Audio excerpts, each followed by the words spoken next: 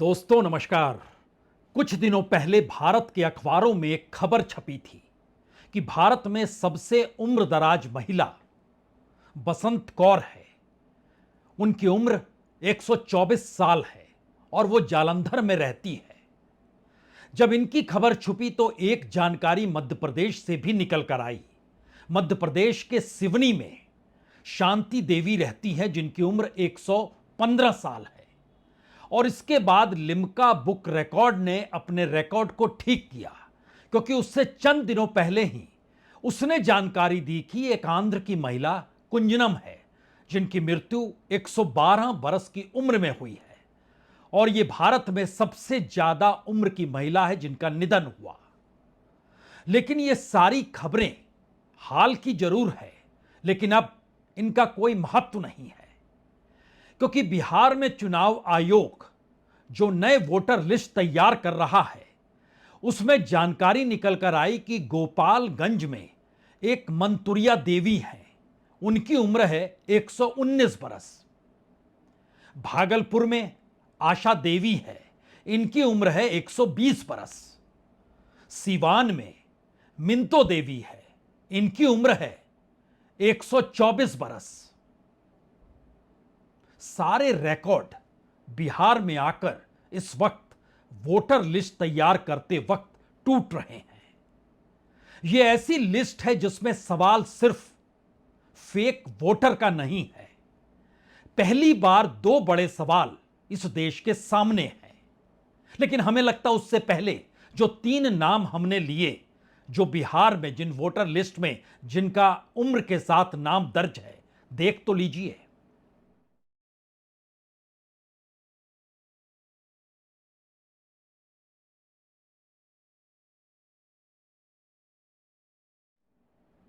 चलिए, अच्छा है आपने शुरू में ही से देख लिया, क्योंकि इसके बाद का सवाल हो सकता है और बड़ा हो जाए।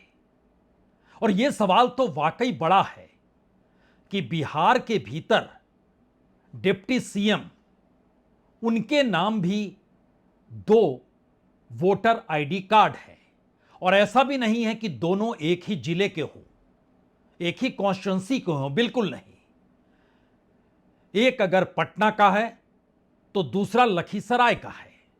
एक में उम्र 60 बरस है, दूसरे में उम्र 57 साल है।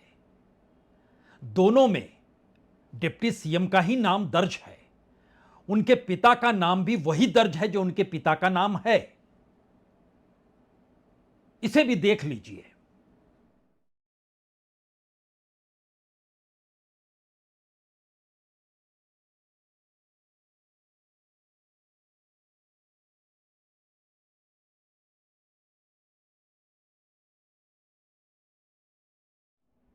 बिहार में विपक्ष के नेता तेजस्वी यादव के नाम पर भी 2 वोटर आईडी कार्ड जब सामने आए तो चुनाव आयोग ने कहा यह अपराध है। और बिहार के डिप्टी सीएम के नाम पर जब 2 वोटर आईडी कार्ड नजर आए, बकायदा 2 अलग अलग एपिक नंबर के जरिए, तो चुनाव आयोग ने बिल्कुल नहीं कहा यह अपराध है। बांकीपुर पटना में आता है और लखीसराय वहां से दूर है, दूसरा जिला है, लेकिन वो अपराध नहीं है। इसके बाद बात आगे बढ़ी और आज विपक्ष के नेता तेजस्वी यादव हाथों में एक लिस्ट लेकर सामने आ गए और बताने लगे कि दरअसल बिहार के भीतर 1-2 हजार नहीं बल्कि 3 लाख से ज्यादा नाम ऐसे हैं जिसमें घर का पता, मकान नंबर 0 है, यानी 0, कहीं पर 000, कहीं पर 000/00। ऐसे नंबर होते नहीं हैं। और अगर गलत नंबर दे दिया गया मकान का या एड्रेस गलत लिखाया गया तो चुनाव आयोग की धाराओं के तहत तो यह भी अपराध है। लेकिन इलेक्शन कमीशन ने इस पर भी कुछ नहीं कहा। बात आगे निकली। जिले दर जिले बिहार के भीतर हर जगह से यह खबर आने लग गई कि किस तरीके से डुप्लीकेट, फेक सब कुछ है। एक घर के भीतर कितने लोग रह सकते हैं, यह भारत के भीतर अब भी चुनाव आयोग की सूची देखकर एक सस्पेंस है। एक कमरे में 10 लोग रह सकते हैं, 20 लोग रह सकते हैं, 50 लोग रह सकते हैं, 80 लोग रह सकते हैं, 250 लोग रह सकते हैं। कितने लोग रह सकते हैं? और उसके भीतर का समाजवाद भी अद्भुत है। उस व्यक्ति की पहचान कुछ भी हो सकती है। वो गरीब हो सकता है, वो रईस हो सकता है, और उसके साथ ही जाति जनगणना भी यहां पर कमजोर पड़ जाएगी, क्योंकि कमोवेश एक ही कमरे में हर जाति के व्यक्ति नाम के साथ वोटर आईडी कार्ड में मौजूद है। एड्रेस एक ही कमरे का है। और यह बात सिर्फ बिहार की नहीं है, जानकारी तो यह भी आई कि मध्य प्रदेश के भीतर 1696 एड्रेस ऐसे हैं जहां पर एक ही कमरे में 50 से ज्यादा वोटर रहते हैं। भोपाल शहर में 81 एड्रेस ऐसे हैं जहां पर 50 से ज्यादा वोटर एक कमरे में रहते हैं। हो सकता है गलतियां चुनाव आयोग के जरिए हो रही हो, और गलती भी ऐसी वैसी नहीं। बकायदा नेल्लोर सिटी में जो पोलिंग बूथ नंबर 76 है, उसमें साईं कुमार पिरूरी, उनकी उम्र लिखी गई 1 बरस। जो भीमिल का इलाका है वहां पर नरसिंह राव है, उनकी उम्र लिखी गई 352 बरस। कौन सी गलती है, कौन सा सही है, या सब, इन सब को छोड़िए। इन सब से बात कहीं कुछ आगे तो नहीं है। और पहली बार सवाल इस देश के भीतर में उस संविधान और उस सुप्रीम कोर्ट का है। वह भी क्या खामोशी से सब कुछ देखेगा? लेकिन उससे पहले तेजस्वी यादव जब हाथ में आज लेकर 3 लाख से ज्यादा उस लिस्ट को लेकर बैठे कि देखिए घर का नंबर 0, बिहार में 3 लाख घरों के हाउस नंबर 0,000 अथवा 000/0000 है। आप बताइए, मजाक है क्या? मतलब 3 लाख ऐसे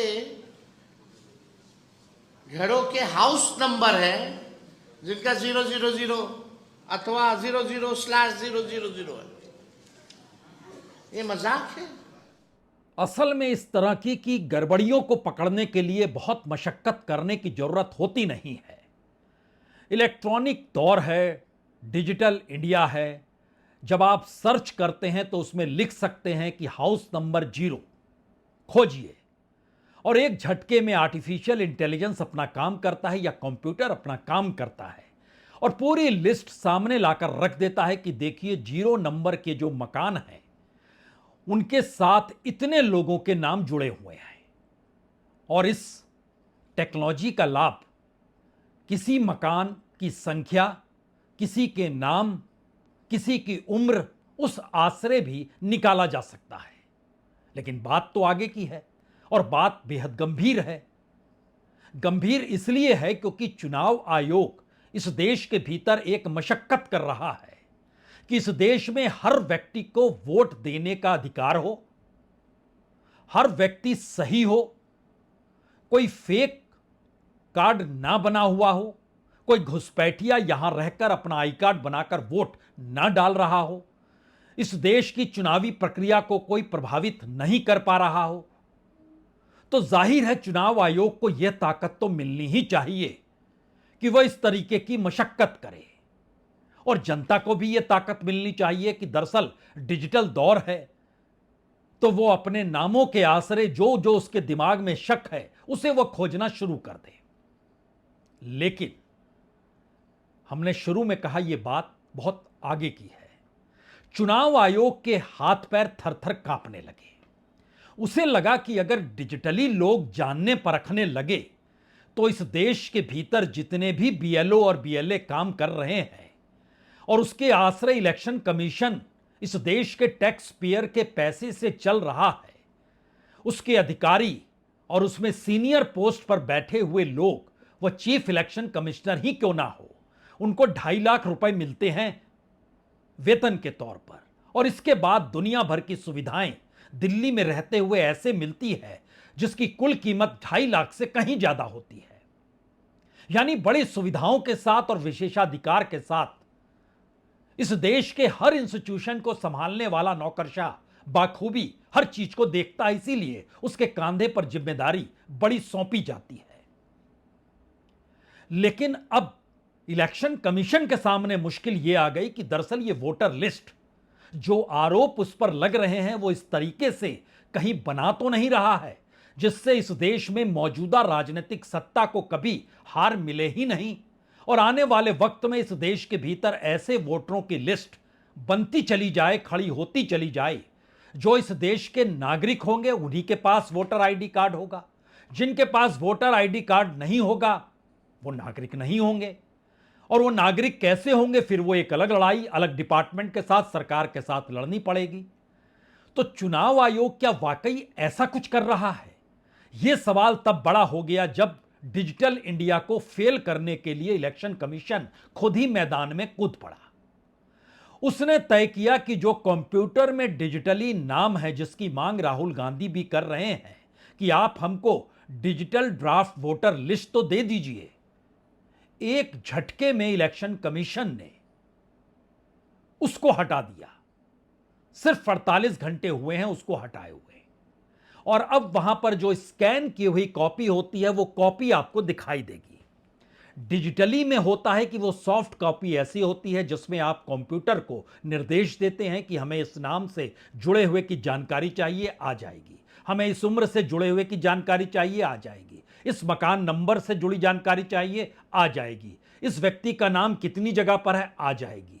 लेकिन जब आप उसको स्कैन करेंगे, उस पन्ने को, और स्कैन करके उसको अपलोड कर देंगे, तो फिर कंप्यूटर काम नहीं करेगा। आपको फिजिकली उसको पहले निकालना होगा या कंप्यूटर पे बार बार हर पन्ने को देखना होगा। सैकड़ों पन्ने हैं हर जिले के भीतर, बिहार के भीतर, और इस देश के भीतर तो लाखों करोड़ों पन्ने होंगे जो कि अपलोड अब होने शुरू हो गए हैं। तो ऐसे में कंप्यूटर रीड नहीं कर पाएगा कोई भी डॉक्यूमेंट, और कंप्यूटर जब रीड नहीं कर पाएगा तो आपको फिजिकली कॉपी निकालनी पड़ेगी। यानी इलेक्शन कमीशन ने एक झटके में उस फॉर्मेट को ही बदल दिया जो मशीन रीड कर सकती थी, अब वो नॉन मशीन रीडेबल के तौर पर आकर खड़ी हो गई। यानी डिजिटल इंडिया चुनाव आयोग ने अपने ही वोटर लिस्ट को बनाते समय उसमें पकड़ी जाती हुई गड़बड़ियों को लेकर फेल कर दिया। अब क्या होगा? इस पे एक एजेंसी ने इस पर रिपोर्ट की और उस रिपोर्ट में जानकारी दी कि देखिए आपने ऐसा किया है। इलेक्शन कमिश्नर बोले जी नहीं, हमने ऐसा नहीं किया है। उसके बाद उन्होंने एक जवाब दिया।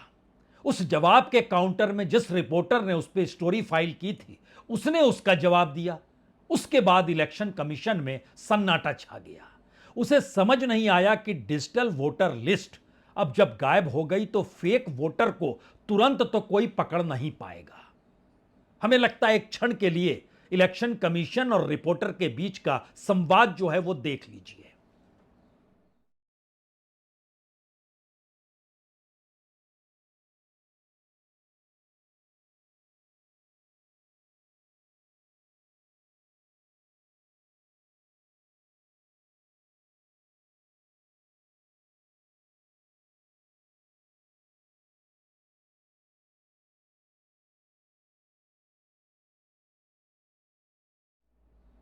तो क्या वाकई चुनाव आयोग सत्ता के कहने पर एक ऐसी सूची इस देश के भीतर वोटर आईडी के जरिए बना रहा है जो इस देश के नागरिक होंगे उन्हीं के पास वोट देने की ताकत होगी और उनके हाथ में उनका अपना वोटर आईडी कार्ड होगा? होना भी चाहिए। लेकिन यह लिस्ट क्या सरकार के कहने पर बन रही है? यानी सरकार जिसकी अपनी विचारधारा राजनीतिक तौर पर जो भी है, उस विचारधारा के अनुकूल इस देश का संवैधानिक संस्थान क्या चुनाव आयोग काम करने लगा है? सवाल यहां पर सिर्फ जाति को लेकर नहीं और धर्म को लेकर ही नहीं है। सवाल यह है कि इस दौर में सत्ता क्या वाकई ऐसी सूची चाहती है? क्योंकि ध्यान दीजिए, चुनाव आयोग ने कहा था अपने तौर पर कि वह देखेगी, परखेगी, जरूरत होगी तो बताएगी। क्योंकि इस देश की सुप्रीम कोर्ट ने उससे कहा था हर व्यक्ति के पास राशन कार्ड होता है, आधार कार्ड होता है, आप उससे काम चला लीजिए, उसकी पहचान ले लीजिए। मना कर दिया था चुनाव आयोग ने। लेकिन आज बात और आगे बढ़ गई।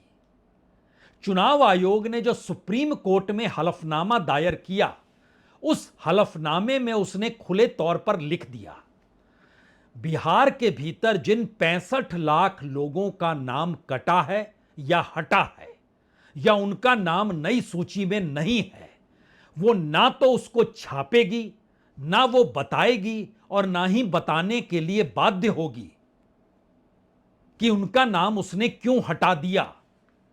और सुप्रीम कोर्ट के भीतर दिए गए इस हलफनामे ने एक झटके में उस उम्र से लेकर, मकान नंबर से लेकर, एक कमरे में रहने वाले 100 लोगों से लेकर और आधार कार्ड तक को ना मानते हुए एक नई परिस्थिति इस देश के सामने पैदा कर दी कि सुप्रीम कोर्ट में हलफनामा जो चुनाव आयोग दे रहा है वो खुलकर कह रहा है कि नहीं नहीं, हम नहीं बताएंगे।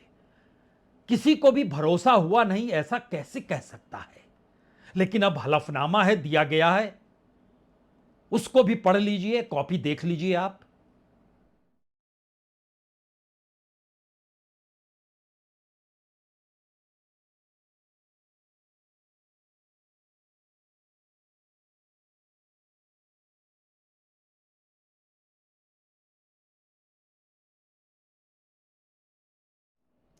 चुनाव आयोग ने इस हलफनामे के चौथे 5वें पेज पर लिखा है कि बिहार में जिन 65 लाख लोगों का नाम वोटर लिस्ट से हटाया गया, ना तो सूची साझा की जाएगी और ना ही इसका कारण अब वो बताएगी कि क्यों नाम हटाया गया।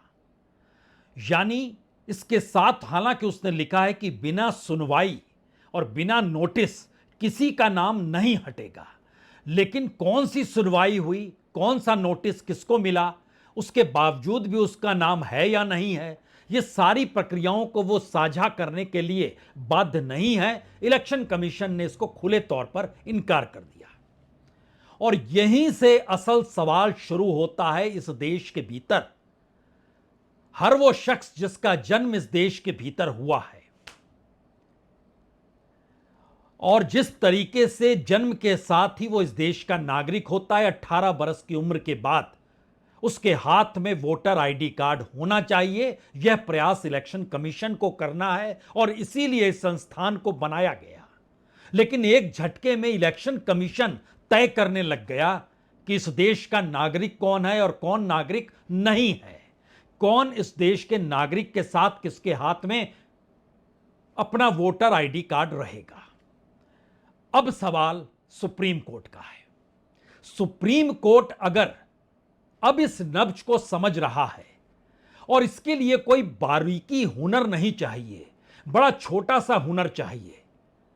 इस देश में पेगासस आया, सुप्रीम कोर्ट ने कमेटी बना दी कि बताइए कौन सा इक्विपमेंट तय हो रहा है। सरकार की तरफ से अटॉर्नी जनरल ने सुप्रीम कोर्ट में कहा कि हम नहीं बता सकते हैं इसमें कौन सा इक्विपमेंट जो आप कह रहे हैं वो हो रहा है इस्तेमाल या नहीं हो रहा है। वह इस देश की सुरक्षा से जुड़ा हुआ मसला है। बात आई गई हो गई। इसी तरीके से याद कीजिए राफेल को लेकर, उसमें जितने पैसे दिए गए उसमें कौन सा नया इक्विपमेंट आ गया जो इतनी कीमत बढ़ गई राफेल विमान की।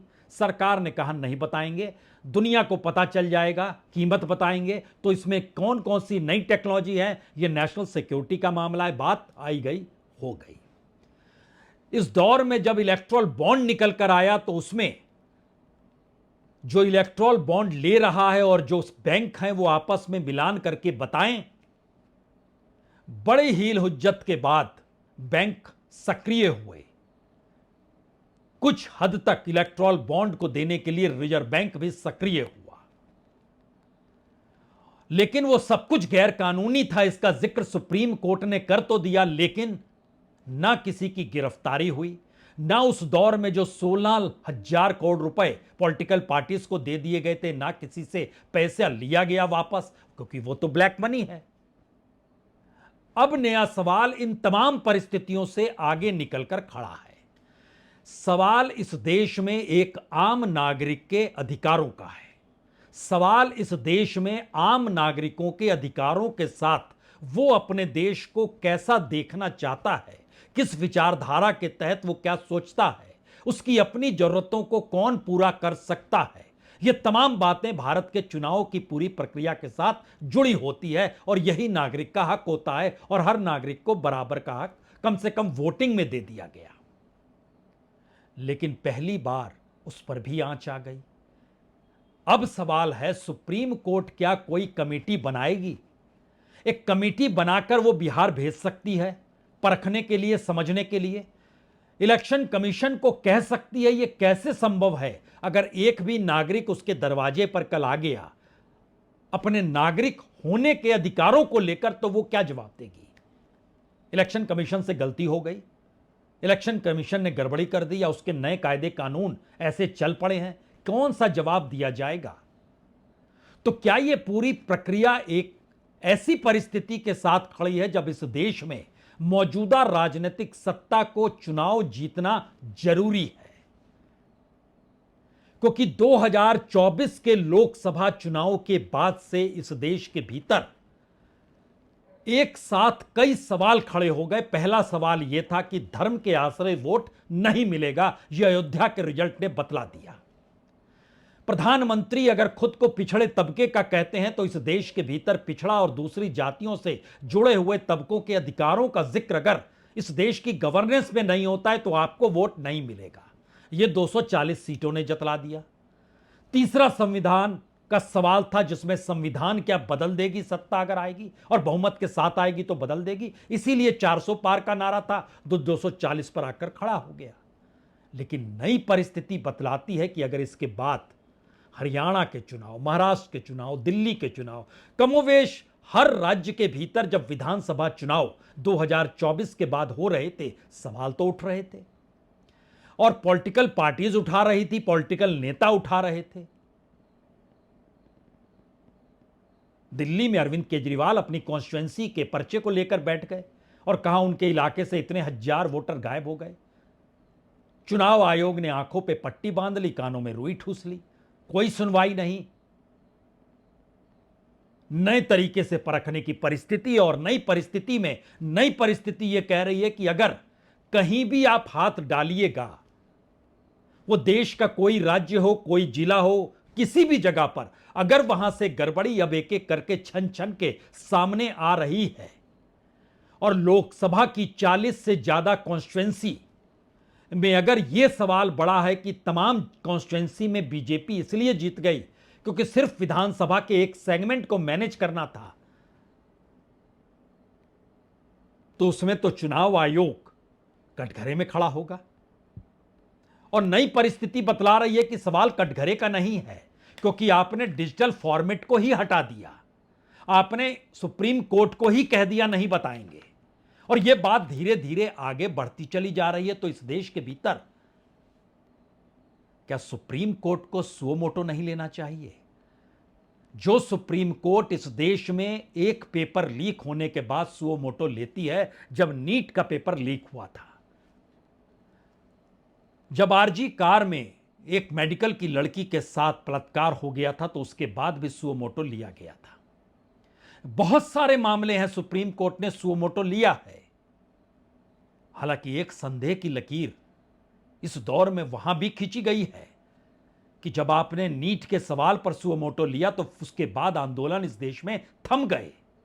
बंगाल के भीतर जब आपने सुओ मोटो का खुद ले लिया, तो उसके बाद आंदोलन थम गए। लेकिन फैसला पीड़ित व्यक्ति के हक में नहीं आया। लेकिन बावजूद इसके इस देश में सुप्रीम कोर्ट की मौजूदगी और संविधान से मिले आम नागरिकों के अधिकारों को लेकर व्याख्या करेगा कौन? और अगर एक एक करके हर संस्थान यह सोचने और मानने लग जाए कि उसकी मौजूदगी ही इस देश के लिए है और वो जो कर रहा है वो इस देश के लिए कर रहा है, और सत्ता यह मैसेज देने में लग जाए कि हमको जनता ने चुना है तो हम ही देश हैं, तो यह भ्रम तो एक वक्त इंदिरा गांधी ने भी पाला था, India is Indira, Indira is India. इस दौर में क्या प्रधानमंत्री मोदी ने यह भ्रम पाल लिया? एक दौर में ईडी ने यह भ्रम पाल लिया था, एक के बाद 125 पॉलिटिशियन के घर पे रेड हुई इस देश के भीतर में, और सुप्रीम कोर्ट में जब मामला गया तो सुप्रीम कोर्ट को कहना पड़ा ये आप क्या कर रहे हैं। पार्लियामेंट के भीतर इसमें से आवाज उठी।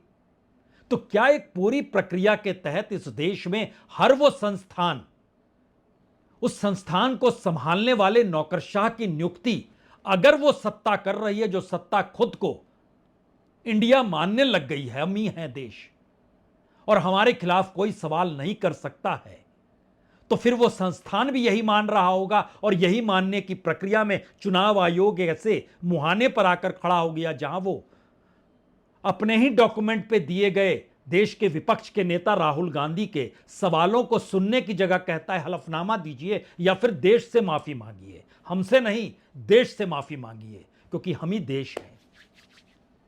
यह परिस्थिति बहुत भयावह है। सवाल 3 है। पहला सवाल, क्या चुनाव आयोग इस देश में बीजेपी जिस तरीके का देश चाहती है उसमें जीत की गारंटी के साथ उसी विचारधारा के लोगों को शामिल किया जाए बहुमत के साथ, ऐसी व्यवस्था कर रहा है? बड़ा सीधा सा सवाल है ये। और दूसरा सवाल इससे और जुड़ा हुआ है, क्या इस दौर में पूरे तरीके से जब चुनाव आयुक्त की नियुक्ति सत्ता करने लगा और चीफ जस्टिस ने जब कहा था कि सिर्फ सत्ता नहीं करना चाहिए, उसमें विपक्ष के नेता और चीफ जस्टिस की मौजूदगी होनी चाहिए, तो पार्लियामेंट में कानून लाकर बकायदा इस देश के इलेक्शन कमिश्नर की नियुक्ति भी सरकार ने अपने हाथ में ले ली। विपक्ष का नेता रहेगा लेकिन सत्ता की तरफ से 2 लोग रहेंगे। तो इसके बाद यह मैसेज हर संस्थान में चला गया, हम हैं तो आप हैं और आप तभी तक हैं जब तक हम हैं। ये दूसरा सवाल है। तीसरा सवाल यह है, क्या वाकई इस देश की जनता अब धीरे धीरे समझ चुकी है, जान रही है? और क्या अगर ये एक एक करके हर कॉन्स्टिट्यूंसी से बात निकलती चली गई तो ये देश का सिस्टम जिस डेमोक्रेटिक एस्पेक्ट में सत्ता के गवर्नेंस के जरिए इस देश के तमाम संवैधानिक संस्थानों के जरिए संभालने की सोच है वो भरभरा कर गिर जाएगा और एक ऐसी परिस्थिति देश के सामने आ जाएगी जिसमें आखिर में सत्ता और सरकार ही तय करेगी अब क्या करना है? क्या उस दिशा में देश को खड़ा करने की कोशिश हो रही है, या इन सब से हटकर यह सब भूल चूक है, गलती है और अब सुप्रीम कोर्ट में इसमें कोई निर्देश देने चाहिए? आपको जहां पर खड़ा होना है खड़ा हो जाइए, अन्यथा इस देश के भीतर हर गांव, हर पंचायत, हर जिले और हर राज्य से आवाज तो आएगी और हर कॉन्स्टिट्यूंसी को लेकर आएगी और वह स्थिति शायद दुनिया के सबसे बड़े लोकतांत्रिक देश के लिए ठीक हो या ना हो, नहीं ही होगी, लेकिन लोकतंत्र का तमगा आपके हाथ से छिन जाएगा। बहुत बहुत शुक्रिया, बहुत बहुत शुक्रिया।